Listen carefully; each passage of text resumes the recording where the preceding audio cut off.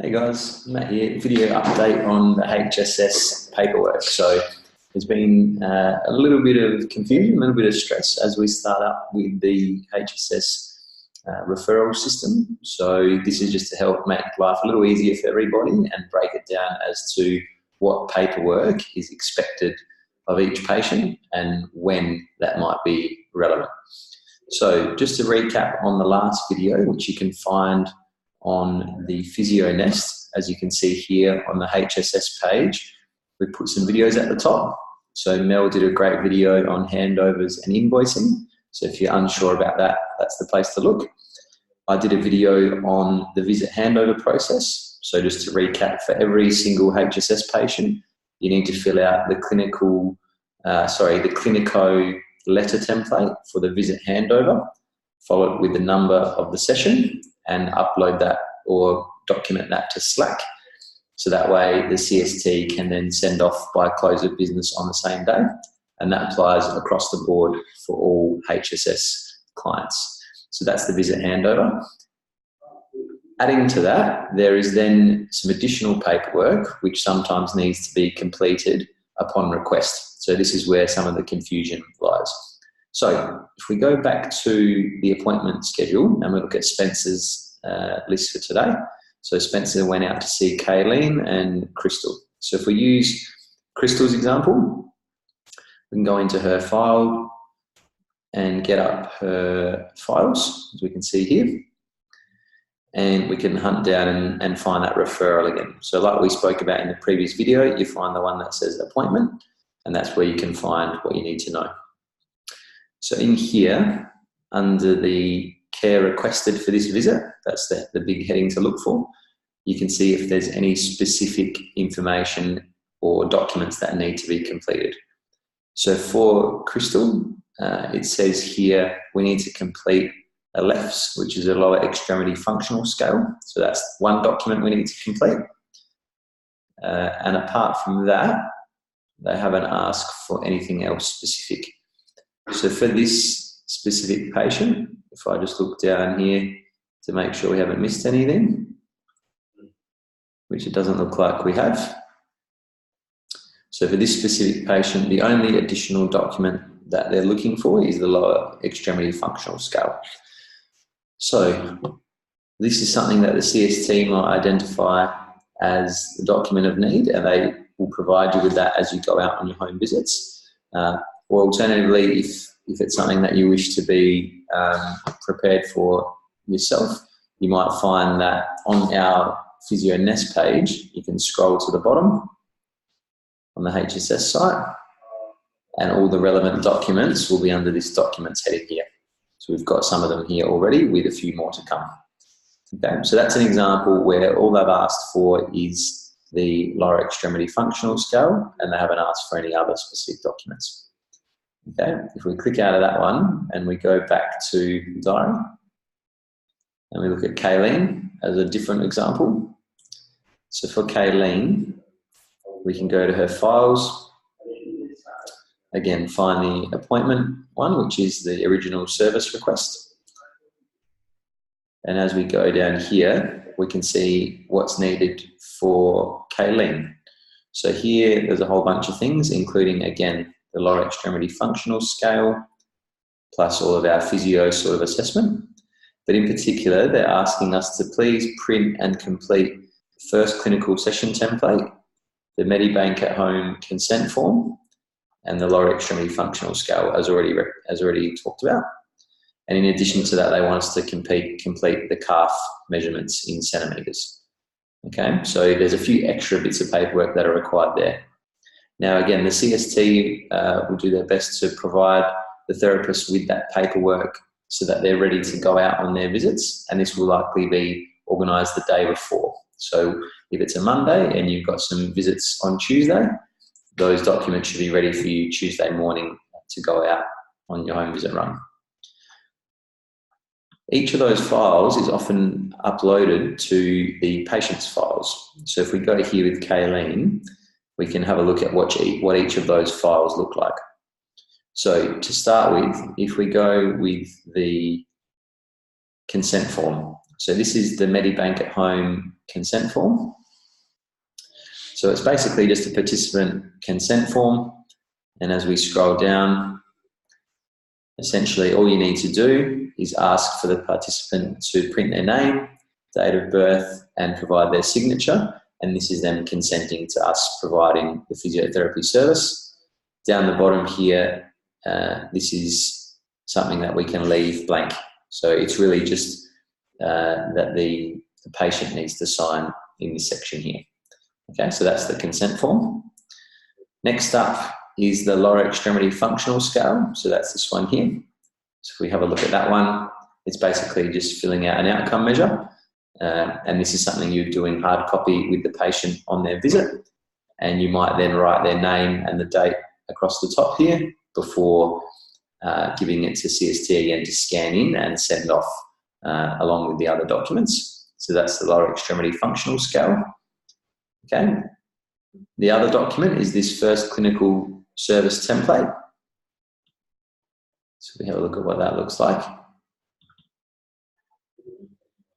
Might take a second to load. Oh, hold on a sec, guys. Computer's playing up. Here we go. So the first clinical service. So this is essentially a bit like a mix of a report and an outcome measure list all put together. So basically the patient doesn't need to fill this out with you, but instead it's something that you can fill out when you get back to the clinic following your home visit run. So we've got here the patient's name and details, the procedure that they've had done. So you can see this is only going to be relevant for those who have had a joint replacement surgery, the date of discharge from hospital and any complications that came with that.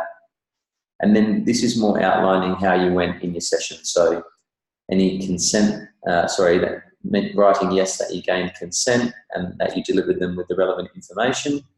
A bit of a home safety check, which you may have done as we would usually on a home visit initial. Comments around the patient's mobility, whether it be stick or frame, and in particular the clinical tasks. So this one's more around the calf measurements. So it's really important for these that we get a circumference measurement of their calf in centimetres, as well as maybe doing your routine DVT checks for tenderness, hotness to touch, etc. Any goals that the patient might have, so it may be specific to return to a specific activity that you've discussed with them. You'd add in their lower extremity functional scale score, as well as a pain score at rest, and then the relevant range of motion measurements depending on the position, as well as the relevant joint. If you have any additional notes, you can add them here before you sign off, okay? And this then goes to the home nurses at hss.com.au email address, along with the other documents. And that's all you need to do for the first clinical session. So let's go back to where we started, if I can find that back here. So that was the first clinical session, as opposed to the alternative, which is the last clinical session. So essentially it's the same document, but it's more a reassessment at the end of the program. So same details about consent, etc. Your calf measurements, have they reached their goals or have their goals changed? You might reassess, or you will reassess, sorry, their pain score, as well as their lower extremity functional scale and their range, and make any additional comments that you feel are relevant. So with these two, you fill them out at the first and the last visit when requested for a Medibank patient who has had a joint replacement. Okay, so it's a bit confusing, but it's quite specific. And if you are ever unsure, the place you can always go back to, we close that down, the place you can always go back to is the patient's service order. And you should be able to find in the care requested exactly what it is that is needed for that patient in terms of documentation, as well as any assessments. So just to recap, guys, for every single HSS home visit client, we need to be providing a handover that goes back to HSS on the day and that can be done in Clinico using the letter template. So that is a blanket rule for all HSS. Secondary to that, if you come to this care requested section, you will then find any additional documentation that you need to complete, including things like the consent form, the lower extremity functional scale, and the first and last clinical session templates.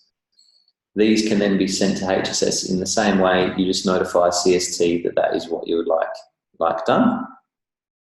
But they will only need completing on request. And in particular, these are specifically relevant to Medibank patients who have had a joint replacement. Okay, so that's the paperwork from that side of things. The one document that doesn't apply in that setting is the National Health Fund patient application form. So if we go back into Crystal,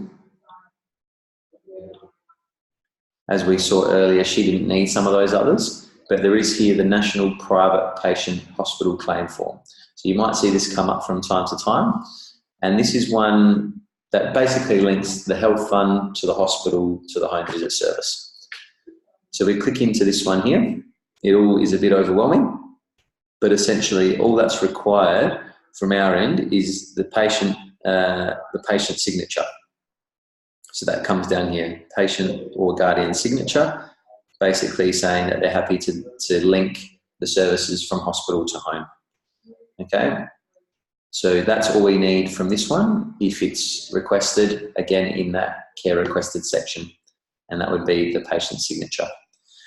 So all these documents will be found on the Physio Nest HSS page under the documents section, so you should be able to access them all from there.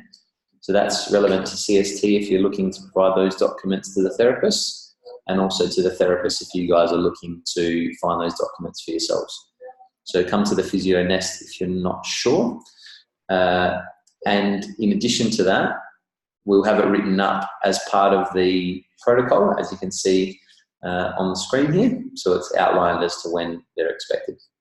So again, hopefully that relieves a little bit of the stresses around the documentation, but just remember, handover for every patient, and then always check that care requested section as to any specific extra documents that are needed. And if you're ever unsure, throw a message in Slack or come and chat with one of your colleagues, and we can all work together to be an effective team in providing the relevant docs back to HSS. Thanks, guys. Hope it makes sense.